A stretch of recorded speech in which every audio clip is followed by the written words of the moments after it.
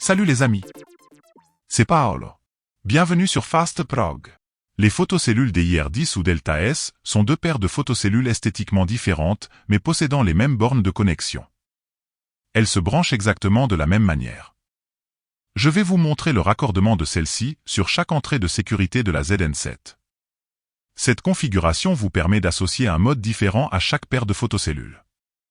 Par exemple, il vous est possible de faire en sorte que le passage devant une paire provoque la réouverture du portail pendant la fermeture en cas de passage entre celles-ci et que le passage devant l'autre paire provoque la refermeture du portail pendant l'ouverture en cas de passage entre ces dernières. Je vous expliquerai ensuite comment les activer sur la carte de commande ZN7. Pensez toujours à mettre hors tension votre automatisme avant toute intervention sur la carte de commande. Voici représenté en haut le bornier de la carte ZN7. Plus bas à gauche, la réceptrice RX et à droite, la cellule émettrice TX de la première paire de cellules. Plus bas encore, la réceptrice RX et à droite, la cellule émettrice TX de la deuxième paire de cellules. Vous n'êtes bien évidemment pas obligé d'effectuer votre câblage dans l'ordre présenté maintenant. La borne 10 de la ZN7 doit être raccordée à la borne 10 de chaque cellule réceptrice. Puis le 2 de la ZN7 au 2 de la RX et de la TX de chaque paire. Effectuez un pont entre le 2 et le C dans chaque RX. Raccordez la borne TX de la photocellule RX à la borne TX de la photocellule TX sur chaque paire.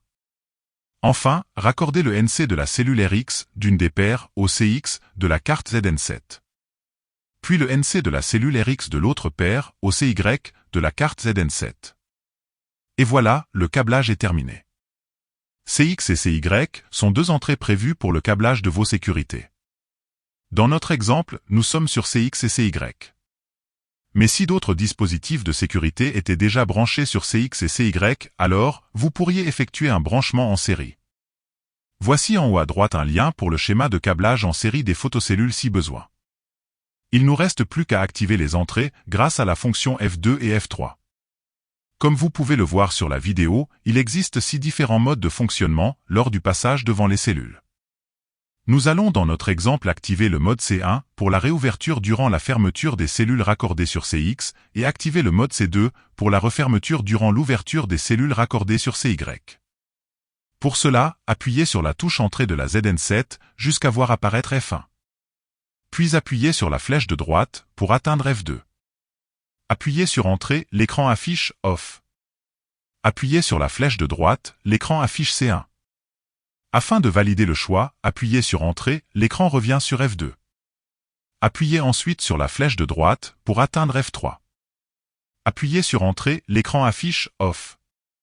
Appuyez sur la flèche de droite jusqu'à C2. Afin de valider le choix, appuyez sur Entrée, l'écran revient sur F3. Enfin, appuyez sur ESC, l'écran s'éteint. Si au contraire, la carte affiche un défaut de sécurité C1, cela signifie qu'il y a un souci sur la paire de photocellules branchées sur CX. Si C2 est à l'écran, alors le défaut est du côté des photocellules branchées sur CY. Contrôlez la présence de tension entre les bornes 10 et 2, elle doit être d'environ 12 volts alternatifs. Vérifiez à nouveau le bon câblage. Assurez-vous que rien ni personne ne se trouve entre les photocellules. Que l'alignement des photocellules entre elles soit bon et que le fusible dans la cellule émettrice TX, de type DIR10, ne soit pas défectueux. En dernier recours, si après tous ces contrôles, le défaut C1 ou C2 persiste, alors le test ultime consistera à débrancher les photocellules, les décrocher des piliers, de les apporter à proximité de la ZN7, de les espacer de 1 mètre l'une de l'autre, et de les raccorder avec des fils apparents uniquement. Cette technique vous permettra de déterminer si vos photocellules sont défaillantes ou pas, puisque vous ne pourrez plus avoir de doute sur le raccordement ou l'alignement.